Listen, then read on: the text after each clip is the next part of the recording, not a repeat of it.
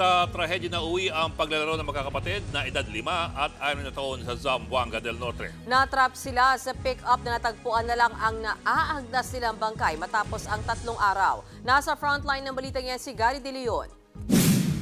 Wala ng buhay at nangingitim na ang 2 batang lalaki na matagpuan sa loob ng pick-up sa barangay Lopok, Labason, Zamboanga del Norte. 3 araw nang hinahanap ang magkapatid na sina Danny, 6 na taong gulang at Daryl, 5 taong gulang. Unang inakala ng ina ng mga bata na nasa kanilang lola ang magkapatid hanggang sa may umalingaso na amoy sa isang talyer sa lugar kung saan nakita ang naaagdas na katawan ng mga bata. Lumalabas sa investigasyon na naglalaro ang magkapatid nang pumasok sa pick-up. Dahil sira ang sasakyan, hindi na nabuksan ng dalawa ang pintuan ng sasakyan. Nag-try sila ma'am na pukpukin nila. Nag-try talaga sila na nabasag yung harapan na kuha. Pero hindi naman basag lang na nag-crack. Nakaburol na ngayon ang magkapatid. Hiling naman ng ina ng 2 bata na tulungan siya sa pagpapalibing sa mga anak. Hiwalay na sila ng ama ng bata. Wala raw siyang kakayahang bayaran ang kabaong ng mga anak. Nagbabalita mula sa Frontline, Gary De Leon, News 5.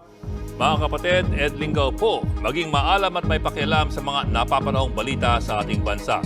Para sa mas malalimang pagtalakay at paghimay sa mga issue at headlines, tumutok lamang at pag-subscribe sa social media pages ng News 5.